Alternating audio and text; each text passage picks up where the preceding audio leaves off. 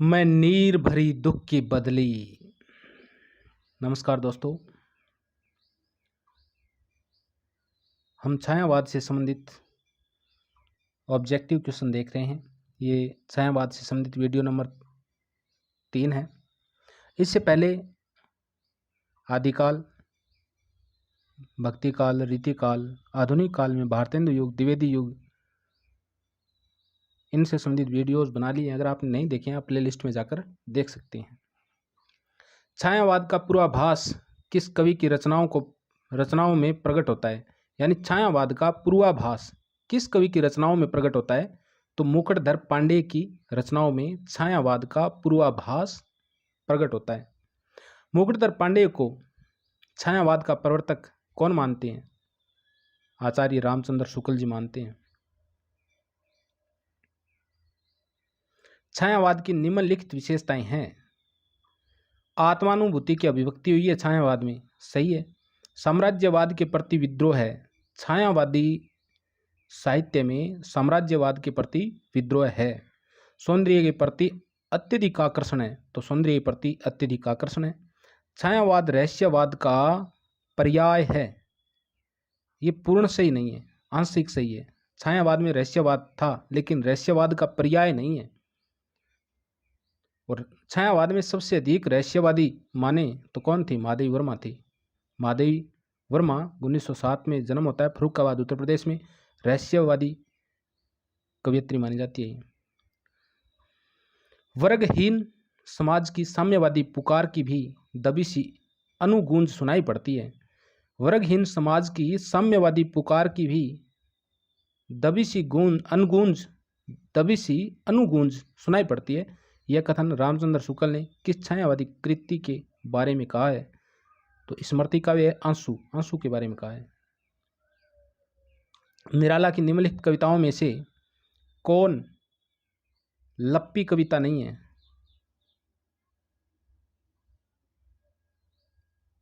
लप्पी नहीं है साहब, लंबी कविता है। निराला की निम्नलिखित कविताओं में से कौन लंबी कविता नहीं है? कुकुरमुत्ता लंबी कविता है।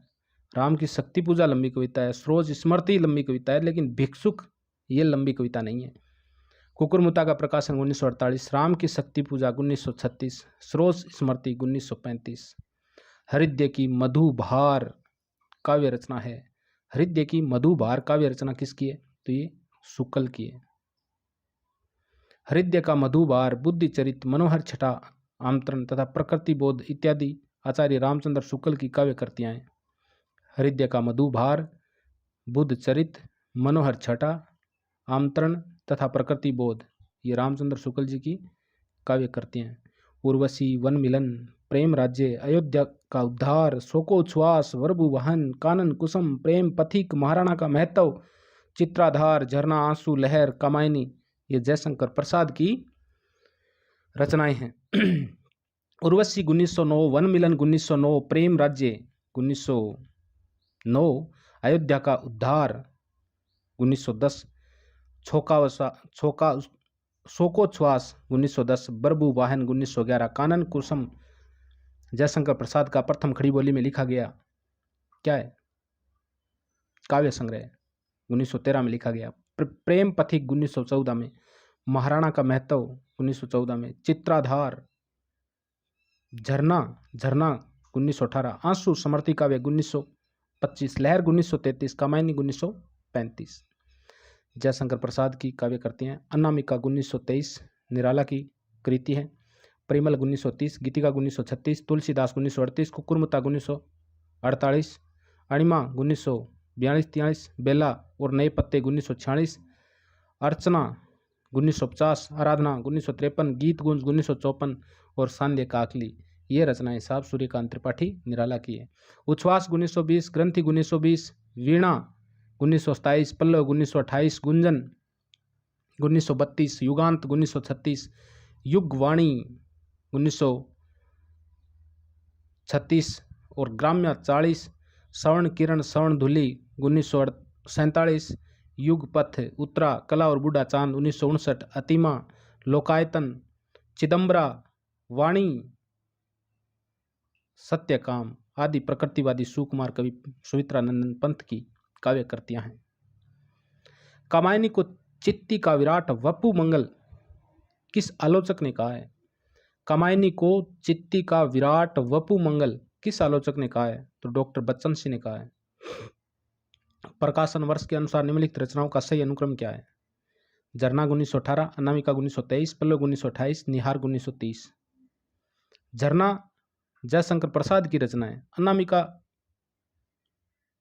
निराला की है, पल्लव पंत की है और निहार महादेव वर्मा की है।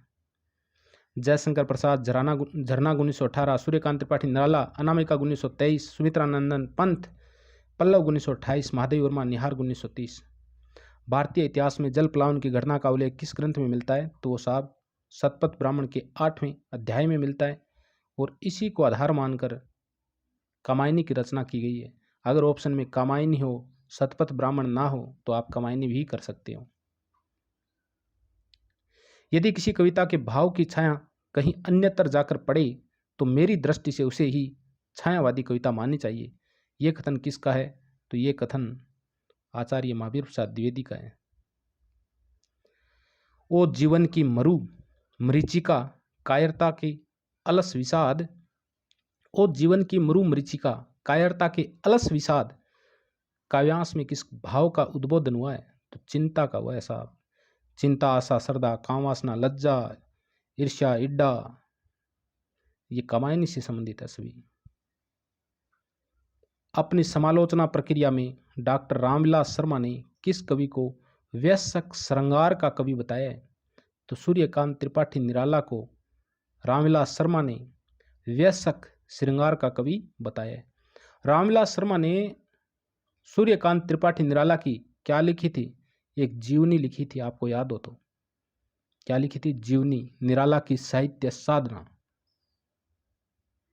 जो 3 भागों में प्रकाशित हुई थी, रामविलास शर्मा ने लिखी थी।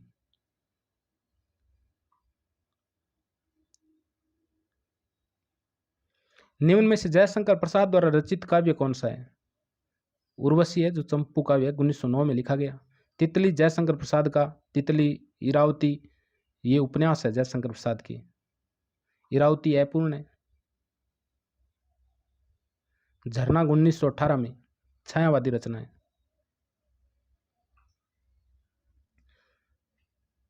तो निम्न में से जयशंकर प्रसाद द्वारा रचित काव्य देखें तो उर्वशी और झरना हो गया काव्य, और तितली और इरावती क्या है? उपन्यास है। तो बी ऑप्शन सही है इसका। तितली उपन्यास है, उर्वशी काव्य है, इरावती उपन्यास है, झरना काव्य है। रब्बड़ छंद या केचुआ छंद किस कवि की कविताओं को लक्ष्य कर कहा गया? निराला की कविताओं को लक्ष्य करके कहा गया कि इन्होंने तो रब्बड़ छंद या केचुआ छंद का उपयोग किया है। छायावादी काव्य आंदोलन के अग्रणी कवि सूर्यकांत त्रिपाठी निराला ने हिंदी कविता की परंपरागत छंदबद्ध लीक से हटकर मुक्त छंद में कविता लेखन किया था। इस मुक्त छंद को आलोचकों ने केचुआ छंद या रबड़ छंद की संज्ञा दी गई।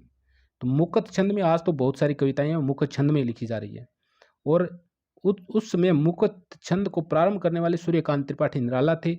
इसलिए आलोचकों ने इस मुक्त छंद को केचुआ छंद या रबड़ छंद की संज्ञा दी थी। निराला को हिंदी साहित्य में मुक्त छंद का प्रवर्तक माना जाता है। निराला ने कवित को हिंदी का जातीय छंद कहा है।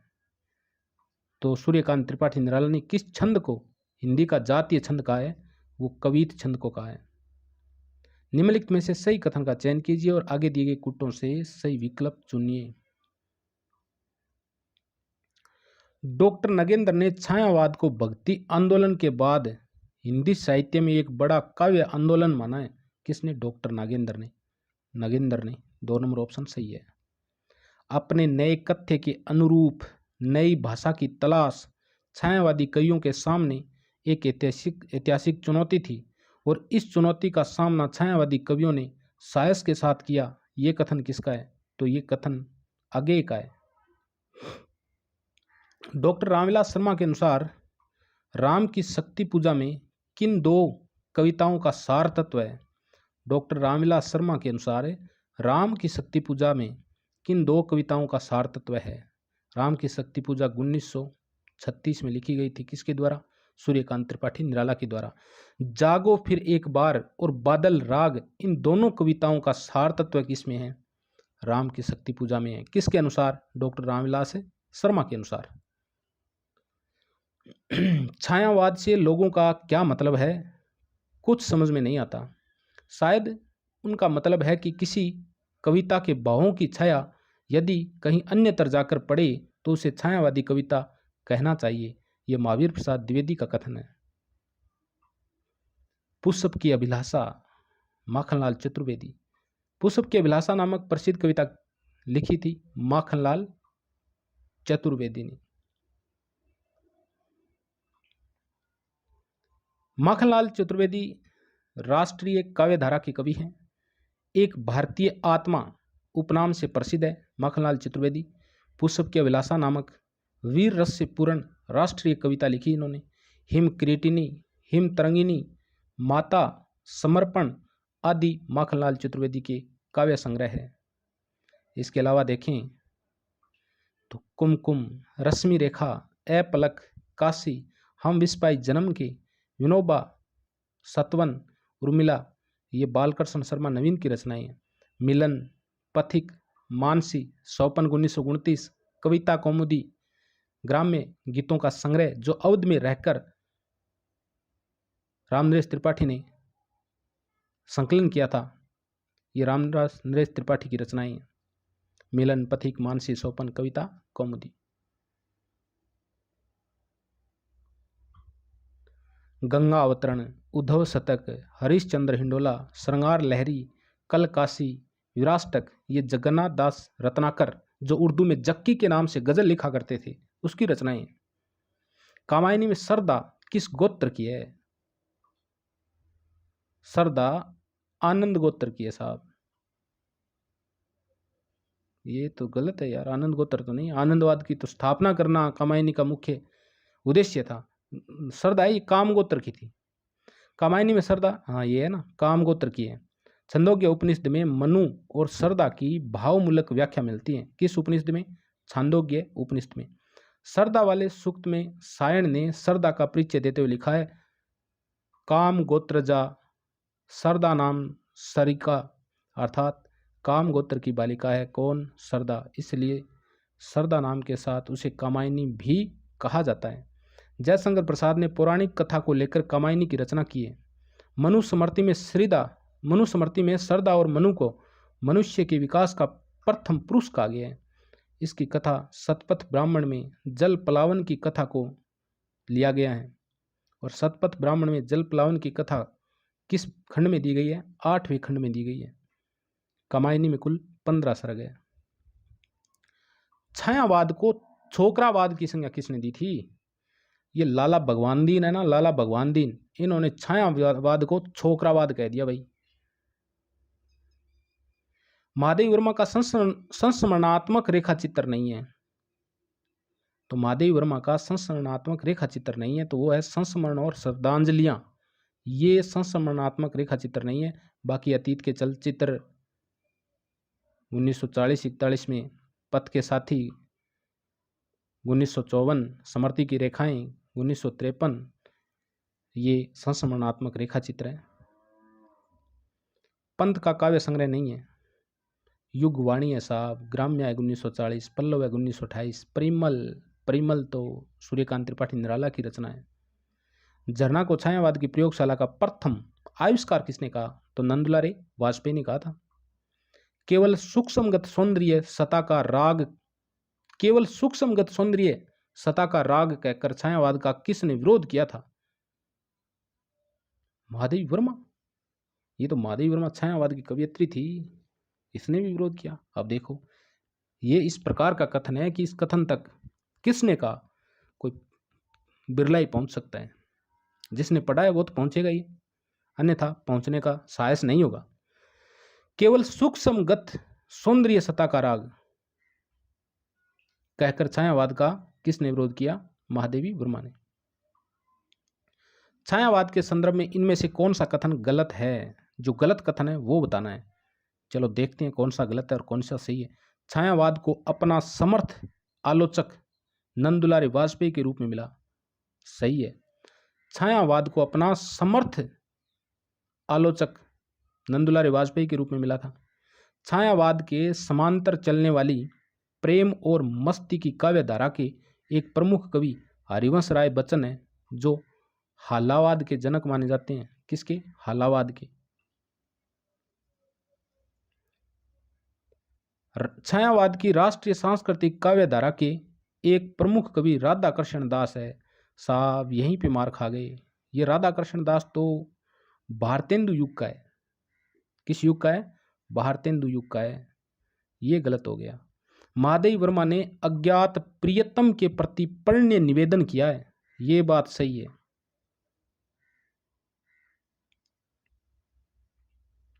छायावाद को विलायती अभिव्यंजनावाद से प्रभावित किसने माना? तो ये रामचंद्र शुक्ल जी ने माना है। अभिव्यंजनावाद पाश्चात्य संस्कृति में, पश्चिमी देशों में किसने दिया? अभिव्यंजनावाद किसका है? क्रोचे का है। ये भी एक सिद्धांत है। छायावादी चेतना को मूर्तिमान करने वाली कृति कामायनी का प्रकाशन कब हुआ था? तो 1935 में हुआ। कामायनी जयशंकर प्रसाद रचित महाकाव्य है। इनके द्वारा रचित अन्य काव्य कृतियां कानन कुसुम 1913, झरना 1918, आंसू 1925, लहर 1933, प्रेम पथिक 1914।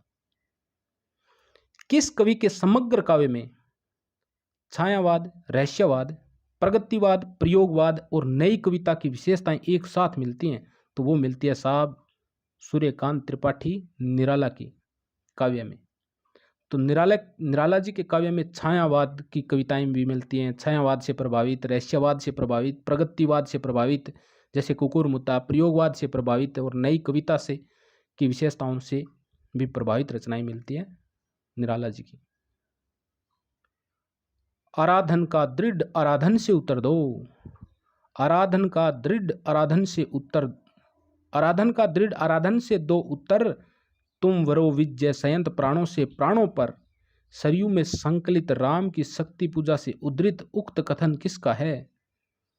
तो ये जामवान का है। जामवंत तो नहीं, जामवत, उसका कथन है ये। मधुशाला में हरिवंश राय बच्चन ने किस छंद का प्रयोग किया है? तो रुबैया छंद, जो उर्दू का छंद है ये रुबाइया। मधुशाला का प्रकाशन वर्ष हुआ था 1935। मधुशाला महत्वपूर्ण रचना है हरिवंश राय बच्चन की, जो रुबैया छंद में लिखी गई है। मधुशाला में हरिवंश राय बच्चन ने रुबाइया छंद का प्रयोग किया है।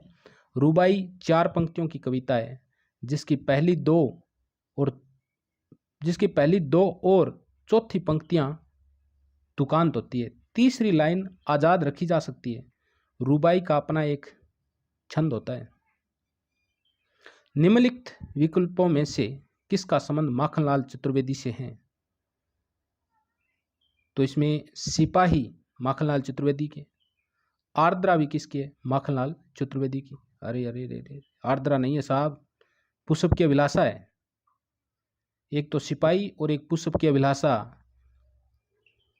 हे वनमाली मुझे तोड़ लेना और उस राह पे फेंक देना जिस राह से देशभक्त गुजरते हैं, वो पुष्प की अभिलाषा ही है। तो सिपाही और पुष्प की अभिलाषा काव्य कृतियां माखनलाल चतुर्वेदी जी की हैं। 1 और 4, ऑप्शन नंबर बी सही होगा इसका। जबकि दुख ही जीवन की कथा रही, दुख ही जीवन की कथा रही, क्या कहूँ आज जो नहीं कही। उपयुक्त पंक्तियां किस कविता से उद्धृत है? तो ये सरोज की स्मृति से उद्धृत है। सरोज की स्मृति सूर्यकांत त्रिपाठी निराला की है, जो 1935 में प्रकाशित हुई थी। दुख ही जीवन की कथा रही, क्या कहूँ आज जो नहीं कही। तो सबसे पहले उसकी पत्नी का निधन हो जाता है, उसके बाद में उसके परिवारजन एक एक करके सब चले जाते हैं, और अंत में एक इसका पुत्र था, वो तो नकारा था, इसके साथ नहीं रहता था निराला जी की, लेकिन इसकी एक पुत्री थी सरोज। सरोज की भी मृत्यु हो जाती है। तो सरोज की स्मृति में, सरोज की यादों में सरोज स्मृति की रचना की गई। तो उसमें निराला जी का दुख प्रकट हुआ कि दुख ही जीवन की कथा रही, क्या कहूँ आज जो नहीं कही। तो ये स्रोत स्मृति में निराला जी की 1935 में प्रकाशित हुई थी स्रोत स्मृति। छायावाद को अन्योक्ति पद्धति किसने कहा? छायावाद को अन्योक्ति पद्धति किसने कहा? तो ये महावीर प्रसाद द्विवेदी ने छायावाद को अन्योक्ति पद्धति कहा। छायावाद की प्रमुख प्रवृत्तियां कौन सी है साहब? छायावाद की प्रमुख प्रवृत्ति कौन सी है? तो वो है शैलीगत। कौन सी प्रवृत्ति है? प्रमुख शैलीगत है। शैलीगत, विचारगत, विषयगत, यही 3 प्रमुख छायावादी प्रवृत्तियां हैं। वेरी वेरी इंपॉर्टेंट है ये। तो छायावाद की प्रमुख प्रवृत्तियां एक तो शैलीगत, एक विचारगत और एक विषयगत। काव्य आत्मा की संकल्पनात्मक अनुभूति है, यह कथन किसका है? तो ये जयशंकर प्रसाद का कथन है कि काव्य आत्मा की संकल्पनात्मक अनुभूति है। सेंस इस प्रकार है, कविता हमारे परिपूर्ण क्षणों की वाणी है। वेरी वेरी इंपॉर्टेंट पंक्ति है, बहुत बार पूछी गई है, सुमित्रानंदन पंत की है। कविता हमारे परिपूर्ण क्षणों की वाणी है। महादेव वर्मा की कविता कवि विशेष की भावनाओं का चित्रण है और वह चित्रण इतना ठीक है कि उससे वैसी ही भावनाएं किसी दूसरे के हृदय में आविर्भूत होती है। तो ये महादेवी वर्मा की पंक्ति है। महावीर प्रसाद द्विवेदी ने क्या कहा? अंतःकरण की वृत्तियों के चित्र का नाम क्या है? कविता है। महावीर प्रसाद द्विवेदी की पंक्ति है कि अंतःकरण की वृत्तियों के चित्र का नाम कविता है। शुक्ल जी क्या कहते हैं कविता के बारे में? जिस प्रकार आत्मा की मुक्त अवस्था ज्ञान दशा कहलाती है, उसी प्रकार हृदय की मुक्तावस्था रस दशा कहलाती है। और हृदय की मुक्ति साधना के लिए मनुष्य की वाणी जो शब्द विधान करती आई है, उसे क्या कहते हैं? उसे कविता कहते हैं। कामायनी को फैंटेसी किसने कहा था? गजानन माधव मुक्तिबोध ने कामायनी को फैंटेसी कहा है। फैंटेसी का कवि किसे कहा जाता है? तो वो गजानन माधव मुक्ति को कहा जाता है, क्योंकि सर्वाधिक फैंटेसी है वो गजानन माधव मुक्तिबोध ने लिखी है हिंदी में। ये फैंटेसी के कवि है और ये खुद फैंटेसी है, तो इन्होंने औरों को फैंटेसी बताना शुरू कर दिया है। देख लो, कामायनी को फैंटेसी कहा है किसने? गजानन माधव मुक्तिबोध ने। प्रकाशन काल के अनुसार निम्नलिखित कृतियों का सही अनुक्रम है। ग्रंथि 1920, आंसू 1925, यामा 1940, बेला 1946।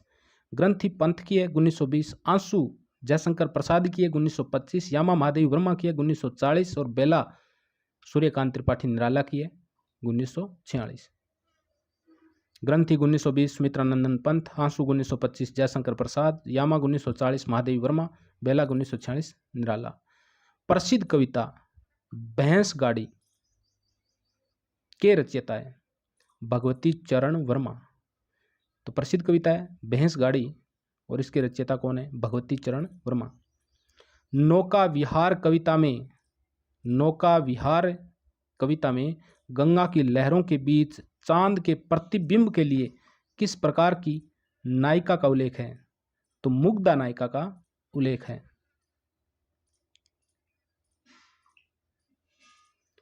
मुझे प्रोफेसरों के बीच में छायावाद सिद्ध करना पड़ेगा, कथन किसका है?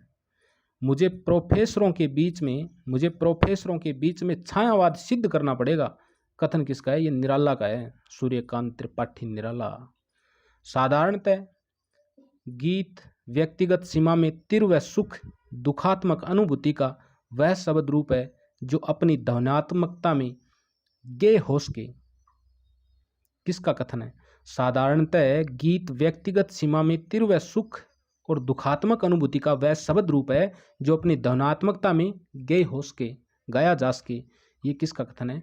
तो ये महादेवी वर्मा का कथन है। किसका कथन है? महादेवी वर्मा का। हरिवंश राय बच्चन की काव्यधारा का उल्लेख कीजिए। तो हरिवंश राय बच्चन ने कौन सी काव्यधारा, क्या ये हरिवंश राय बच्चन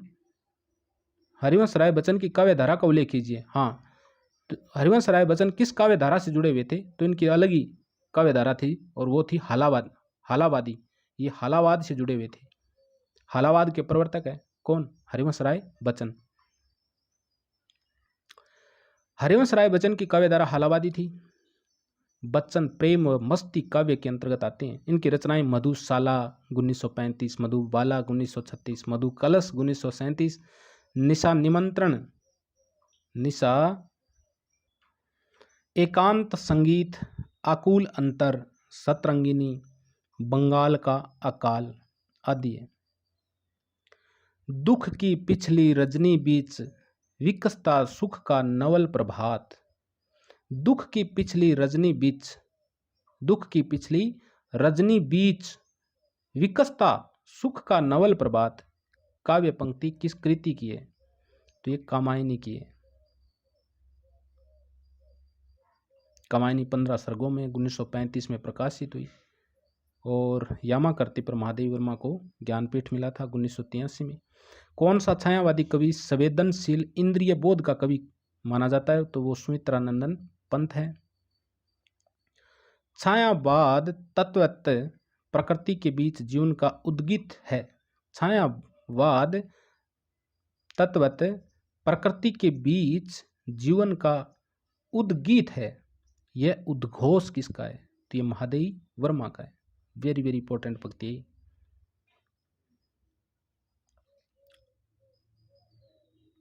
जब वेदना के आधार पर स्वानुभूति में अभिव्यक्ति होने लगी तब हिंदी में उसे छायावाद के नाम से अभिहित किया गया। जयशंकर प्रसाद की पंक्ति है। छायावाद स्थूल के प्रति सूक्ष्म का विद्रोह नहीं है। रामविलास शर्मा की पंक्ति है।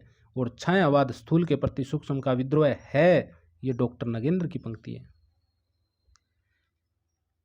प्रिय स्वतंत्र रव अमृत मंत्र नव, प्रिय स्वतंत्र रव अमृत मंत्र नव पंक्ति वाली कविता का संबंध है सूर्यकांत त्रिपाठी निराला से। निशा निमंत्रण के रचनाकार हरिवंश राय बच्चन।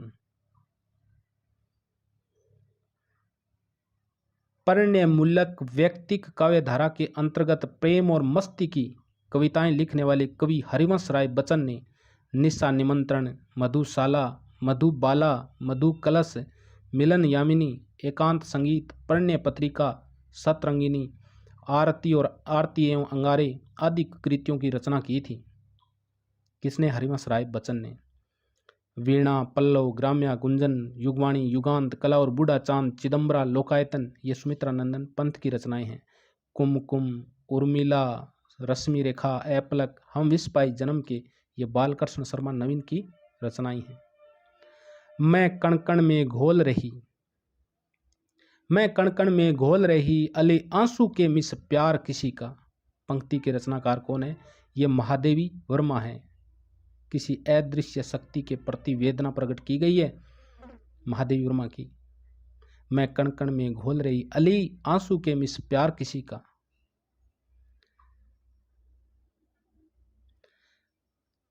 हिंसा नल से शांत नहीं होता, हिंसा नल, हिंसा नल से शांत नहीं होता, हिंसा नल उपयुक्त ध्येय वाक्य का संबंध किस काव्य रचना से है?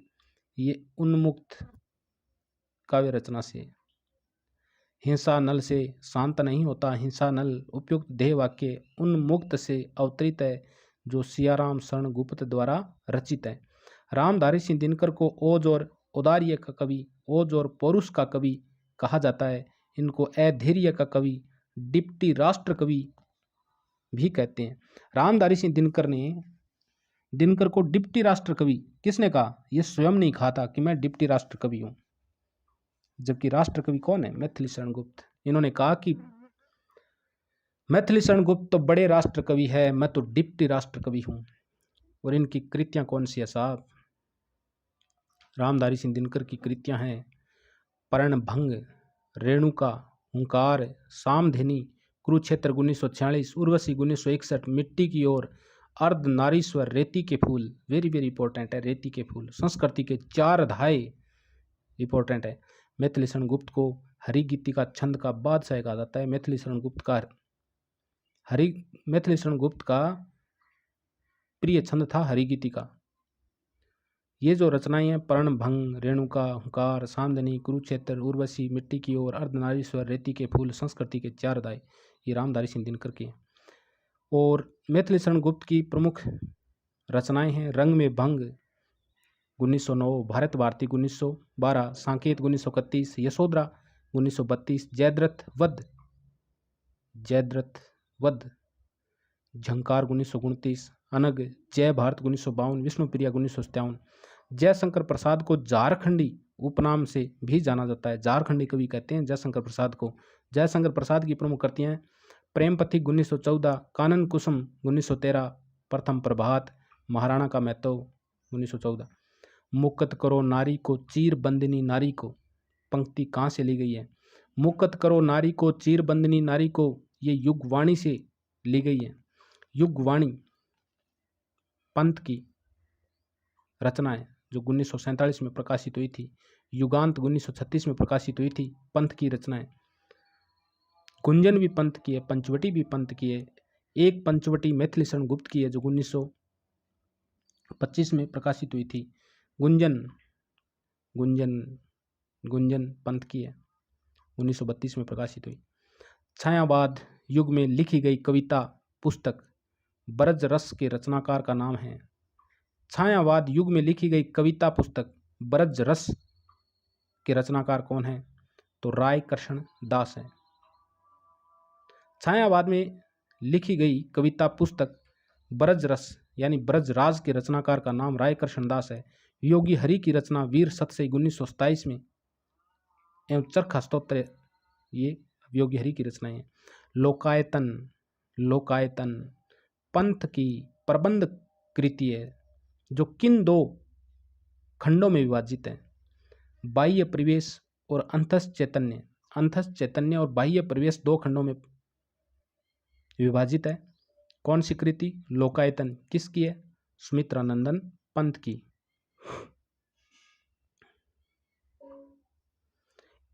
इस लोकायतन में अरविंद दर्शन की छाया है। इसमें अरविंद के आधार पर नया दर्शन ढूंढने का प्रयास किया गया है। इस रचना पर पंथ को यानी लोकायतन पे पंथ को सोवियत भूमि पुरस्कार मिला था।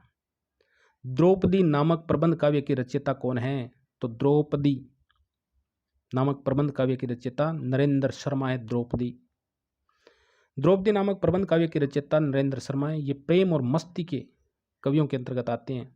इनके अन्य काव्य है प्रभात फेरी, पलाश वन, अग्निशय, रकत चंदन, मिट्टी और फूल, प्रवासी के गीत वेरी वेरी इंपॉर्टेंट है। किसकी है? नरेंद्र शर्मा की। निराला की किस कविता को महाकाव्यात्मक रचना की संज्ञा दी गई थी? राम की शक्ति पूजा को। राम की शक्ति पूजा 1936, तुलसीदास को 1938, सरोज की स्मृति 1935। निम्नलिखित में से कौन कौन से कवि उत्तर छायावाद से संबंधित है? उत्तर छायावाद से संबंध रखने वाले कवि कौन कौन से हैं? तो वो है रामेश्वर शुक्ल, अंचल और बालकृष्ण शर्मा नवीन। भारत भूषण अग्रवाल, ये तो साहब प्रयोगवाद से संबंधित आगे है ना। आगे रामनरेश त्रिपाठी द्विवेदी मंडल के बाहर व दूसरे स्वच्छंदवादी कवि है। आधुनिक हिंदी साहित्य में लंबी कविताओं के लेखन का श्री गणेश किसने किया था? तो वो तो सूर्यकांत त्रिपाठी निराला ने किया था। छायावाद और उत्तर छायावाद के बीच कुछ वैसा ही मध्यकाल में भक्ति काव्य और संबंध दिखाता है जैसा रीति काव्य के बीच था। पंक्तियों के लेखक है डॉक्टर रामस्वरूप चतुर्वेदी।